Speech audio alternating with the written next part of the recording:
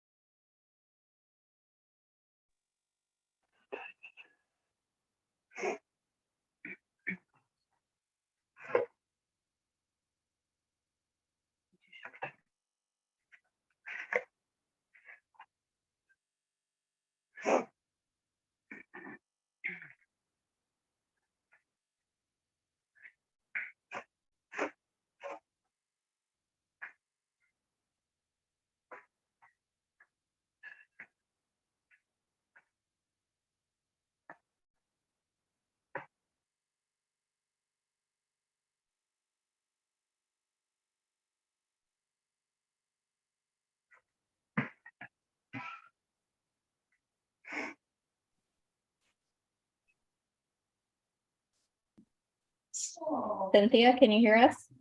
Yes, I can. Can you hear me? Thank you. Perfect. Thank you. Sorry, guys. I think you wouldn't want me sneezing on you. October meeting of Town of James Island is hereby called to order. So, Councilman Milliken, you do the opening exercises. Yes, thank you. May our plan be orchestrated for the citizens of James Island so they may benefit from our decisions. We pledge to work for the honest improvement of James Island and to protect and preserve its physical resources and character. Let us uphold the best common interest of our citizens and their place. Amen. Now it's playable.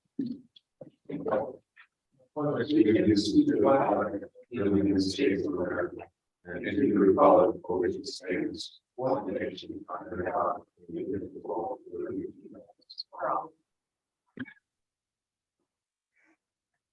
So, we have public comments.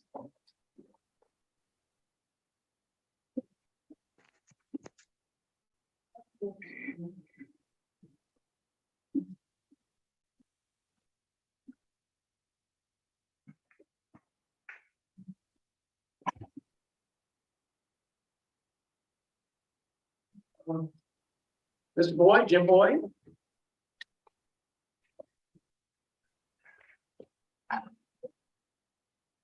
Hello, everybody. I know we all understand what I'm here for today.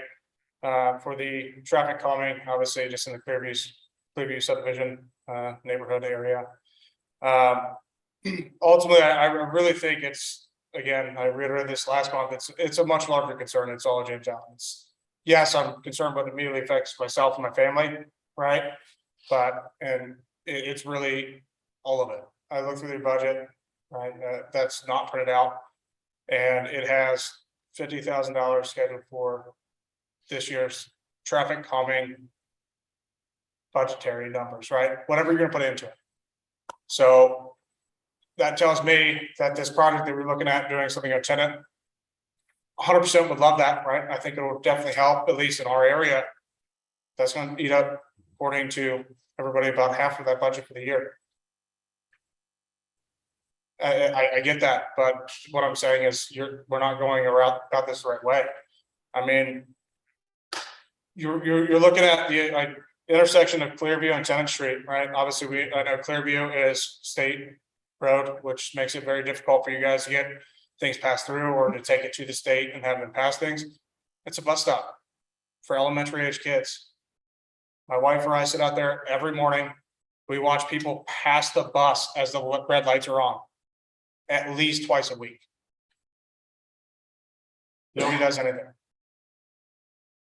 I guarantee you, I talk to parents all over James Island from the youth sports.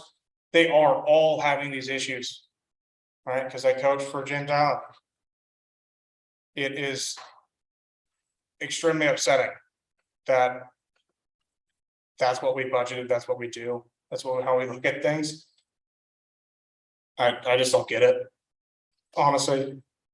I want to finish up. I know you guys are voting on it tonight, right? At least for Tennant Street. Again, very appreciative of that. Please do pass forward. My wife and I are representing the other couples that couldn't make it tonight. Mr. Mayor, I find it very disrespectful. You do not even look at me in the eyes. Every single person up here does it, even the secretary. Ever since month 1 of me being here, this is month 9 or 10 now.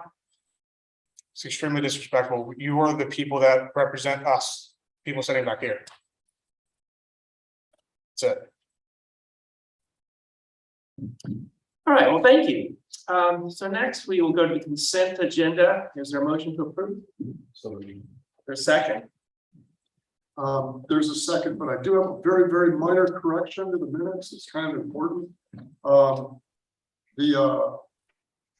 This is under the Tree Advisory Committee, and the first Friday in December is Arbor Day.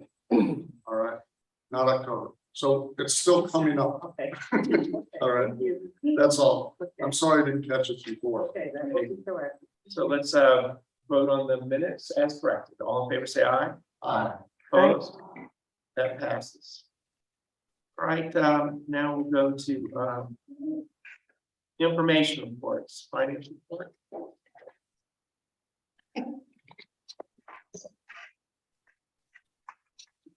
Okay, lost is July and August.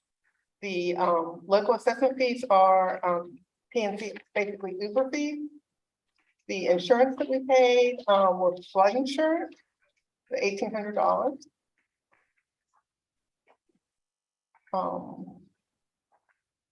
Under projects, the $4,200 is for JLA for the small wireless facility regulations. And the under emergency management, $3,200 of that is for sandbag replacement.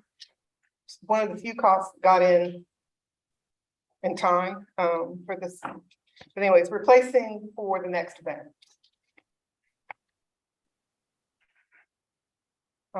Under vehicle maintenance expenses, the $979 were tires and brakes for the Silverado. And you will also see under capital projects, we acquired the Hillman Street property. I think that's all.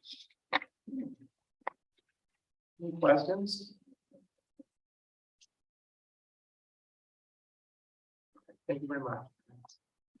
Okay, so now for the town administrator report.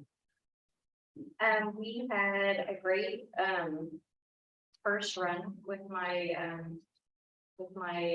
first trial through emergency management with our storm that we had Hurricane Ian.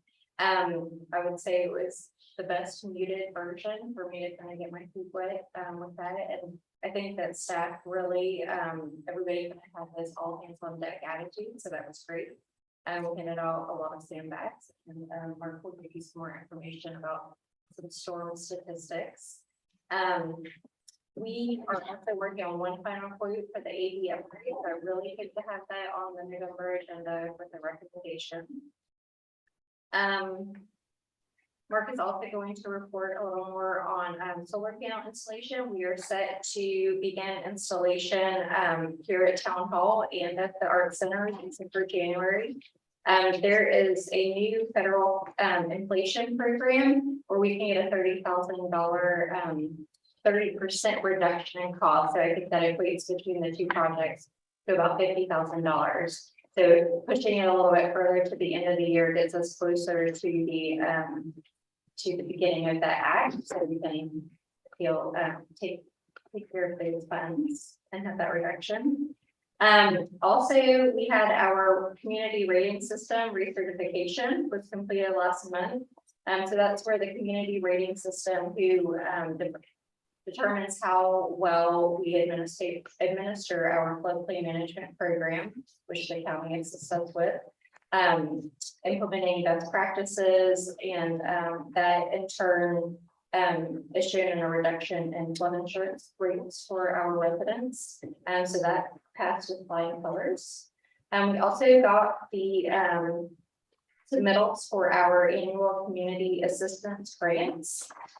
So all in all, we had about $44,000 worth of requests, which comes in the allotted $50,000 that was in the budget for that. So at the next meeting, we will bring forth the recommendations and a little bit more information about the folks that have requested funds under that program.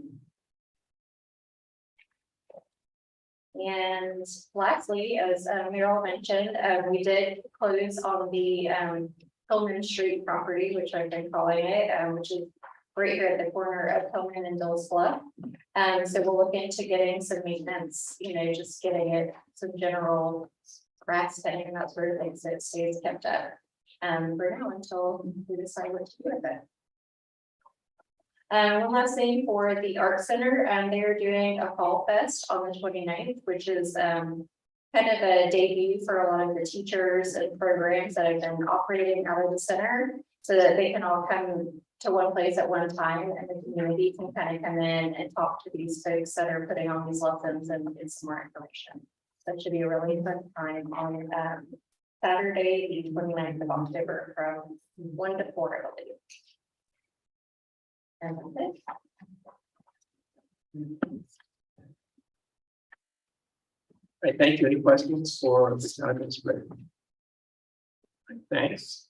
Let's do the public works report. Good evening, everyone. This is for September. There were 8 new requests for service in September. 4 were drainage related. Staff has responded to all requests. We held the monthly meeting of stormwater managers and assisted with the tree advisory committee. We met with the consultant for Dock Street Park and also the Regatta sidewalk.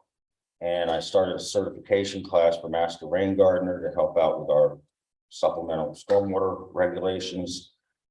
We began talking with Clemson Extension about their coastal adopt a stream program. This is pretty much the same thing as they have in the rest of the state, but it's geared towards a coastal tidal environment. And so we're going to be looking at partnering with them to get some citizen scientists on James Island. Staff met with consultants to discuss bidding out the Ocean View Stone Post project, and staff participated in the MEOC operations for Hurricane Ian. Also participated in sandbag operations for Hurricane Ian. The town gave out 9,000 sandbags during those 2 days in cooperation with the city of Charleston. The city of Charleston, as you know, supplies the sand, and we supply the bags and the place. This is a central location for the entire island, so it just makes sense to do it here for everybody. We assisted with the intergovernmental meeting. Staff did some vegetative maintenance and filled 5 potholes and repaired 7 signs. And I would like to say that on the 29th, it's going to be a very busy day. October 29th, we're having a Halloween pet rabies clinic here, and Boy Scout Troop 50 is going to be cleaning up storm debris in Picnic Park. So.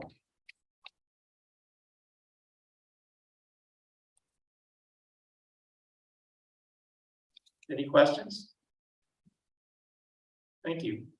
All right, Island Sheriff's Patrol report.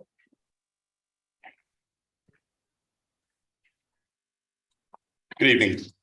For those of y'all that might have made it on Trunk or Treat, was very successful. Last week we had probably 250, 300 people show up Trunk or Treat out here last Monday. So it was a very successful event that we did, and everybody had a great time. And for those of y'all that showed up, you didn't show up, you missed it. So during the month and the last 4 weeks, we've actually had it's been really quiet. Even during Hurricane Ian, we always got to watch out for looters and things like that, and we're very fortunate to not have that issue. During the month 9/20, we found a firearm at part of 872 Dills Bluff. As a Taurus 9mm located in the yard, and it's believed that this firearm was thrown out during a pursuit the night before. Over in Oakcrest and 1200 block of Oakcrest on September 16th, we had a deputy stop a 4Runner, and there was a possible domestic in reference to it. There was a uniformed lieutenant there, and the female was charged after she spit on the officer, was charged with DUI, child endangerment, open container, and throwing bodily fluids. We also had a recovered firearm on Riverland near George Griffith, where there was a Nissan Altima that was stopped for several movement violations, and then it was a vehicle pursuit, and then they threw a gun out that was stolen during a James Island break-in that we recovered. He threw it out the window, and he was charged with several charges. At Moneyman Palm, we recovered a firearm at Moneyman Palm Pawn that was stolen, and it was an AR-15. We also recovered another firearm that was reported stolen in an auto break-in at 1071 Harvard Road. It was stolen back in 2016, and this was located by Berkeley County, so that was good. We also had an arrest of Desmond Champagne that was charged with murder and possession of weapon during violent crime in the incident that occurred behind the Walmart. I'm sure y'all are familiar with that. And last but not least, we had a bicycle, Blue Jazz mountain bike with a crooked foot pedal and misaligned gears. So I'm not sure how well they're actually, on the island. And so if you see somebody with misaligned gears or they're having trouble with the foot pedal, make sure you notify us. So, the crooked pedal. Besides that, everything seriously has been really quiet. We've been very fortunate. Kids are back in school. That always helps. And we've been rotating, doing a lot of night shifts and everything. So we kept all the break-ins down. I asked crime analysis today. I'm like, I haven't seen anything in like a week and a half for James Island at all. They're like, yeah, it's quiet. Quiet is good. Any questions for Mr. James? Yeah. All right, thanks. Thank you. All right, next we go to request for approval by staff. First is riser board replacement at North Styles outfall. So if you're familiar with North Styles Drive, there is an outfall that is connected between a small lake in the neighborhood and it outfalls to a marsh area. The riser boards in that system have deteriorated, so there's a good bit of leakage out of the pond into the marsh. So the water levels got really low over the summer, especially when we had a dry spell. So these boards would make it so that there would be a tighter seal, so that there wouldn't be the constant leak going on. And the price came up to $2,650. Is there a motion to approve? So moved. Second. The discussion of the requests. A quick question, do they have, I'm looking through the report here, do they say the anticipated life of the, once they put it in, like how long will it get out of? You remember offhand? How long they'll be good How long it'll for? last, yeah. No, I don't believe they indicated that. I'm not. Mark. When did we, when was this installed? They were installed in 2013, so I would say 9-10 years.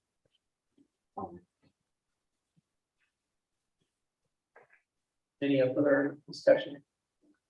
Hearing none, all in favor say aye. Opposed? Aye. That passes. Okay, next we have quote for 2 temporary radar signs. As requested, at the last meeting, we got a quote for 2 temporary radar signs and the total is $6,730. Is there a motion to approve? Motion. Second, Second. any discussion? I'll just be brief. I think this is probably a pretty good idea. It's kind of a conservative approach to this issue. And we can, kind of experiment with movable signs that we feel would be better up, further down tenant in either direction. We can always adjust it. And then, if we do decide down the road to get permanent signs in those places, we can use those temporary signs somewhere else. We have other, great roads they can be very useful at, Ocean View comes to mind and a few others around the community. Anyways, that's just, I kind of wanted to put that out there, is why I think these, portable signs is a pretty good initial approach to this issue. One question, Yes, this is a purchase as opposed to a lease or. Correct. We know how to put it together. We are now. any further discussion? And this will also collect data for us as well about speed and volume, Yes. so that's a good thing too. All in favor say aye. Aye. Opposed? That passes. Next is purchase of public works truck. It is, there is a need for an additional vehicle for town staff to use. This is something that was budgeted in this fiscal year budget. We were able to find exactly what we needed, just under budget. So the budgeted amount that we have is $50,000. And the vehicle that I found that can be delivered under the state contract is $49,742. Motion to approve. Motion. Is there a second? Second. Any discussion? Yeah, does this have a good towing package on it for the Yes. trailer and everything that we'll need going forward with it? Or What kind of truck? is it? It's a GMC, it's a 4-wheel drive, V8. With the lights and bed liners and that sort of thing. Any further discussion? Hearing none, all in favor, say aye. Aye. Opposed? So that passes. Next, we go to Dock Street Park ADA improvements, professional design service. Another item that was in this fiscal year's budget was to look at doing some ADA improvements over at Dock Street Park. So we have gone through with Stantec, who's been working on that design. To kind of see what the park could look like with these improvements. And the first step would be to go through a professional design services activity. We have 50,000 in the budget for that, and the estimated cost of the professional design services would be about 58,000. That would be in order to get plans drawn and all of the schematic designs worked out, and then move towards permitting. The permitting would be included in that cost. All right, is a motion to approve? So we, Is there a second? Second. All right, any discussion or questions? Hearing none, all in favor, say aye. Aye. Opposed? That passes. Okay, next, World War I exhibit for the at JIACC framing project. So a little bit has come to our Arts and Cultural Center. A resident reached out with a collection of postcards that her relative sent back from World War I, and he was an artist. So she wants to have them displayed, and Caroline got a quote to have them appropriately framed, so it would be in an archival type framing situation. And that quote came back at $3,300. The vendor brought the cost down from $5,087, and she also got a comparable quote for about $5,400. This would be something that would be could be used as a travel exhibit. So it could be, after it's had its time here, it could basically be rented out to go to other museums or centers like ours. And the owner of the artwork would split the cost with us to kind of pay back for the cost of the framing over time. There's a motion to approve, So moved. so I'll count that as Councilman Milliken made a motion in favor and seconded by Councilman Lomax. The discussion? so they're not donating it, right? for this? They are not ready to give up full ownership and rights to the artwork. How long do we get it? We can have it on display. There's no real time limit, and then we would also, what Caroline calls, be the host for the travel exhibit, so she would basically be reaching out to these other facilities and kind of setting up the exhibit so that it'll move around and kind of earn its money back. It wouldn't be the owner's responsibility to kind of get that piece of it going. So the close 3,300 towns. 1650. We hope to gain that back after it's gone on the We'll road. pay the 3,300 to frame them so they can be properly displayed. And then the agreement is that if they are sent to other museums and they pay, there's a payment that's usually associated with that. We would keep half and the owner would keep half until they had contributed to half the cost of. How large is it? There are 26 cards in total, so they're kind of long and rectangular, so they're more like an envelope size. But they've done a lot of research to kind of figure out if a date or a postmark date is associated with some certain part of what was happening wherever they were during the war. So it's like 6 foot wide. You know what, you know, it's the whole thing. Oh, it'll be individually framed. Mhm, 26 individually framed posts. mhm. So is it the case that, the family is okay with the traveling, Yes, definitely. so they're okay with it? Mhm. I have a question. So we're, yes, what we're getting are 26 individual frames, or is it one giant big frame that holds them? It's 26 individual frames.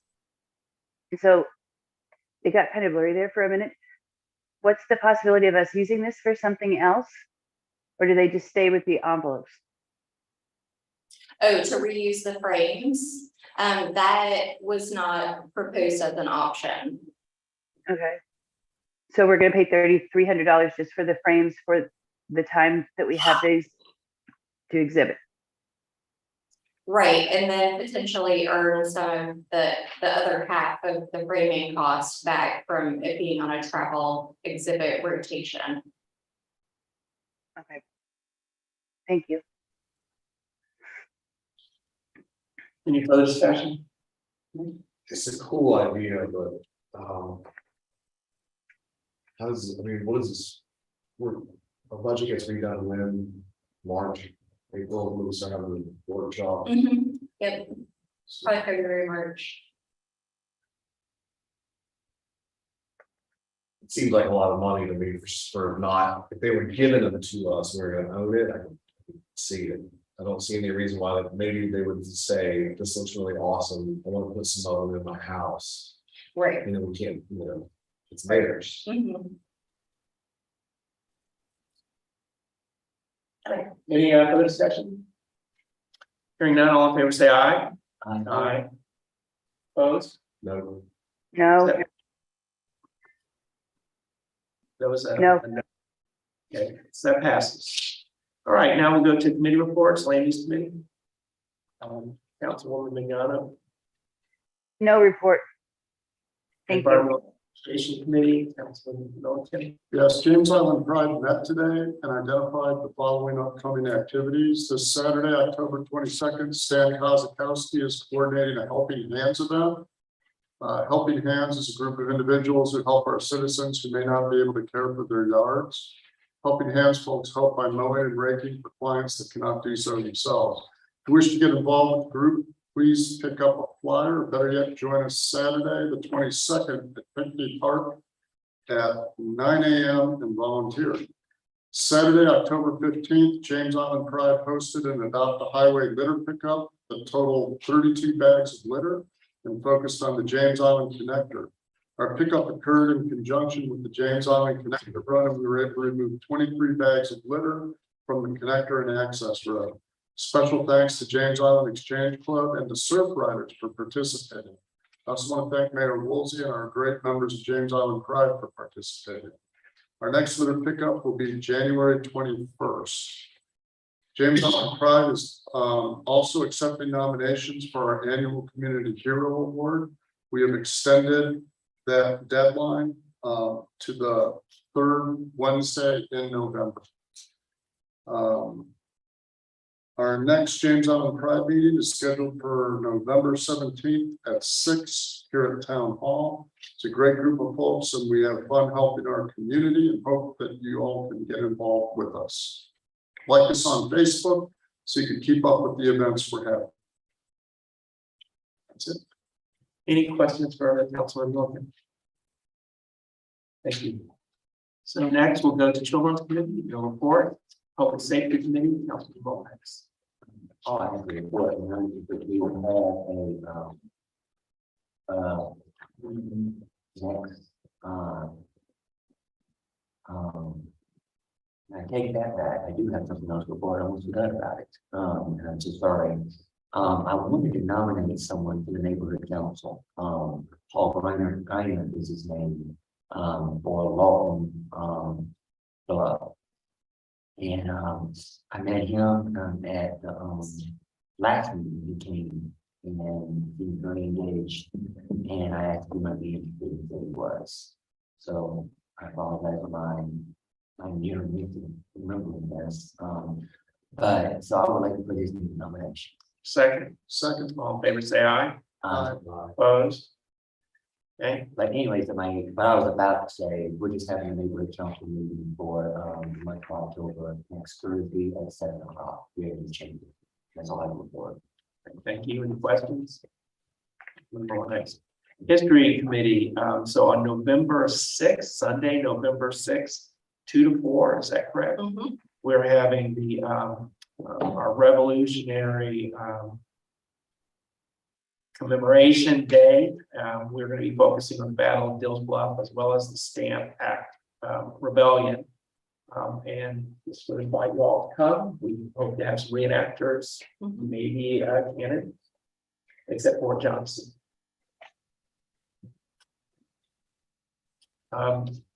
Rethink Folly Road. That will be next Wednesday. Date of that is.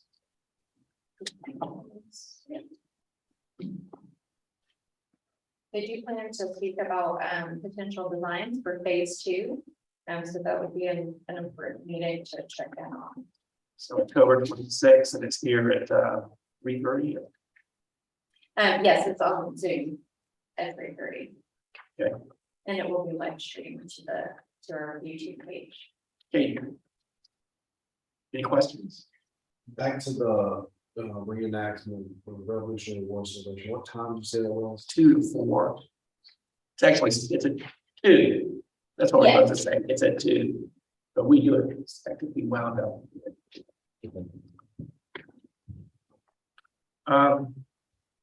Drainage Committee, Councilman Marks.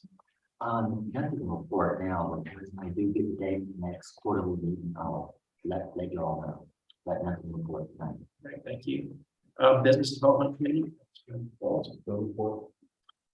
Tree Advisory Committee, Councilman Miller. Yes, the Tree Advisory Committee met on October 11th, and we discussed plans for South Carolina Arbor Day for the first Friday in December. We have ordered trees for planting here at Town Hall, at Pinckney Park, and in some locations along our island's right of ways. We were able to attend the Public Works Expo and gave away 20 young trees to citizens. Yesterday, we met at Pinckney Park with some Cub Scouts from Pac 50 and planted live oak trees in pots and learned about the importance of trees. Our next meeting will be November 8th at 4:30 p.m. Any questions for Councilman Mulligan? Let's go to James Island Intergovernmental Council. So we met the Wednesday before the storm. How did we forget? Our next meeting will be in about 3 months. Actually, we have a regular schedule, don't we? Yes, it will be January. And what is that? Do you remember? Well, I'll let you know because I don't remember. It should be the final Wednesday of the month. It's the last one of January. Okay. All right, next we'll go to proclamations and resolutions. We have small business Saturday proclamation. Is there a motion to approve? So moved. Is there a second? Second. All in favor, say aye. I, Opposed? That passes. Next, we have recognition of World Pancreatic Cancer Awareness. Is there a motion to approve? so moved. I'll take Councilman Mignano's second there. All in favor, say aye. Aye. Opposed? That passes. Next, we go to resolution 2022-18, which is the eminent domain to acquire title to or interest to real estate property for the purpose of stone post drainage. Can you speak to that? Yes, this is the final 2 parcels and that we need to acquire for this project. We are already in the works for creating the documents for this, so hopefully, once we can get this settled out. We are still attempting to get the owner who owns both parcels to reach an agreement with us, but it's been a little bit back and forth. So in case if that doesn't work out, we'd like to exercise eminent domain so that we can move forward with this project. So motion to approve. So moved. Is there a second? Second. All right, any discussion? Hearing none, all in favor, say aye. Aye. Opposed? So that passes. So now we go to ordinances for second reading. This is ordinance 2022-03. This is the amendment to the Zeldar that we passed first reading last meeting. It is related to off-street parking. Is there a motion to approve? Is there a second? Second. Any discussion? This will help with the arts and cultural center parking situation, right? We saw it how it is, Yes. allow them to park here and there and things like that. Right. All in favor, say aye. Aye. Opposed? Aye.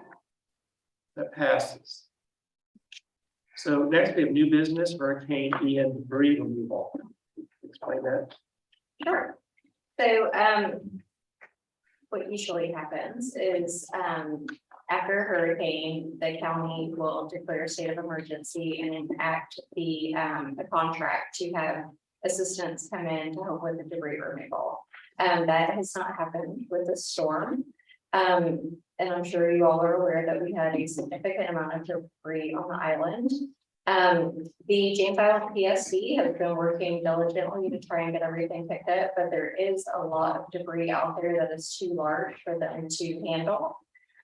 So we had an opportunity to contract an individual hauler that charges $500 a load to help with very specific areas where the debris is too difficult or the PSD trucks are not able to remove this storm debris. The estimate is no more than $10,000 to go towards this effort with the additional hauling contract costs. So I would like to ask us to approve up to $10,000, that James Island County Council approves up to $10,000 with any debris generated by Hurricane Ian. Is there a second? Second. Any further discussion or any questions? Yeah, is there a way to recoup any of this money from federal aid? Yes, so we did meet with some FEMA representatives yesterday through the public assistance programs. They're collecting some information, so we may be able to recoup these funds, Okay, but it's not guaranteed. Well, so right now, what has to happen is that the amount of damage in Charleston County as a whole has to reach a certain threshold. If it reaches that threshold, all the local governments in Charleston County will be able to submit for public assistance. That's what this program is. And so, and then we would do that and we would recoup any money we have to spend to remove this damage. What we're hiring is a dump truck. It's a specific truck that has the capability to pick up heavier and larger logs than the PSD trucks are able to handle. So it's not a dump truck, it's a plow truck, right? Right. It's got the claw and another boom truck, you know, what you see them going around with now. PSDs is what we would call like a light to middleweight class. And what the contractor has is a heavyweight class, so. Yeah, the one stupid and. Yeah. One day. And they're not doing like construction. No. Stuff, it's all trees and Mhm. storm debris specific. In specific piles, say ones that the PSD is not able to handle. They're not just going, down and make sure you're picking everything up, it's just the items that. That's like furniture or something. Yeah, if we pass this, it would be good to get the word out to residents about this, because I know I've got a neighbor up the street who is, desperate to get rid of his, and he broke his trailer. In fact, trying to load these huge logs onto it, was too much weight. But, he's doing the best he can to cut it into smaller and smaller pieces. And, well, he's not a young guy, right? So it'd be good to let people Yes, know I agree. that this is. Is this guy going island wide or is just for the town? Only town residents, yes, only town homes. But the residents will need to get it to the curb. So generally, it's already on curb. The PSD has removed So their estimate is that if we do get federal funding, they're gonna be submitting maybe $200,000. Their extra cost is picking up debris, but they pick up lots of debris. But the heaviest debris they just have left, so fly from town, you see piles like the neighbor, and they're, and we are paying for the town. The city of Charleston has hired contractors who work in the city of Charleston, various places, but also on James Island. And in fact, James Island near the harbor in Eastwood, where you were down the face. In that area is where the largest damage was, probably some of the worst damage, at least in the center part, maybe even the north part of Charleston County, there was some worse places, but it's mostly here. And there's some other municipalities who've also done this, and the county did not exercise the contract because they are concerned that it will not meet the federal commitment. And so that's why they did it. And if that contract had been exercised and, and we participated in it, we would be responsible for the cost of all that work done at James Island. And if the federal government contributes, there's a local cost share that we would still be responsible for, which is 20%, I believe. And then I think it's 20%. But traditionally, so far in the past, the state has covered that, and so we've never had to pay anything for the heavy debris. The PSP did light debris, the outside contractors did the heavy debris. In theory, we're responsible for it, it never came out. I think that the kind of cost we're looking for, which should be less than $10,000, but close, is very, very reasonable. But we can hope that we can get the money from the federal government for at least 80% of that cost. But again, that's all just what we have sufficient damage in Charleston County to meet public assistance. Now, there's already some approval to approve funds, so we can submit for sandbags. Yeah. There's certain things that we can submit for, but debris removal requires this public assistance. And also, if we meet this limit, individual homeowners or whatever can submit for individual assistance as well from the federal government. Very good. Any other discussion? Hearing Yes, none, all- actually. Oh, wait, yes, I do. I would just like to say that I think this $10,000 would be shameful if we didn't pass it. If we're gonna pay $3,300 for picture frames, and we've got people with huge stumps and snakes and all that comes with, so that was my statement. All right, so all in favor, say aye. Opposed? So that passes. All right, executive session. All right. Announcements and closing comments, Councilman Bowles. Well, that's good news from Sheriff Control that we've been brought there. Whatever that persists to the end of the year. Can I mention the missing child down earlier? Would you mind mentioning that? Okay. Okay. And I just wanted to say that the good work that was done earlier. It's gonna be a 10-year-old. We got a call earlier with this 10-year-old.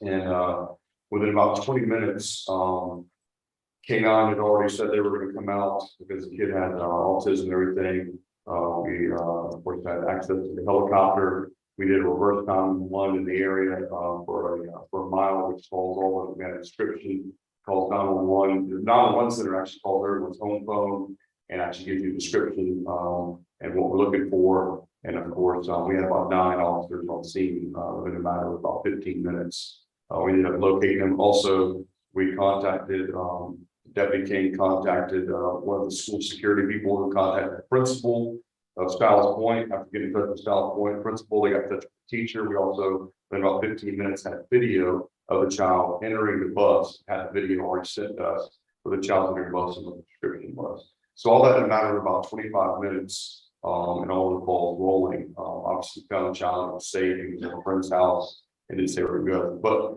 at the same time, if this would have been something more critical, It just shows the great work that some of these guys out here do every day that you don't get a chance to see. Thank you. All right, Councilwoman Magnano. I hope to see you guys in person next month. Hopefully I won't be all contagious. So everybody be safe and thanks for everything that you guys do. Councilman. Yeah, I just want to thank staff for all of their efforts before, during, and after Hurricane Ian. Y'all went above and beyond the call of duty for all of that. We just really appreciate it. I know I appreciate it, and I know that our citizens are grateful to have such a caring staff working for them. So thank you. Thank you, Councilman Monix. It's kind of to echo what Councilman Milliken just said. Everyone was exceptional that day. And it's a good dress rehearsal for. We have a severe storm, what we end up on the bad end of it like Georgetown did. There's been a lot of flooding, real flooding, especially like in my house point and some other areas. And it hit us like it did Georgetown. Because luckily we got part of the wind. It took the water away from us. So, but again, though, I talk to everybody and the prompt response, and it's, so I do appreciate that. All right, there being no further business, I call the meeting adjourned.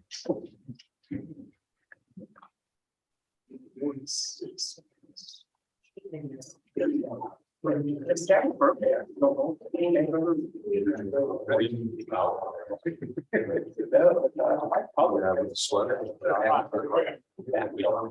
It's very lawyer.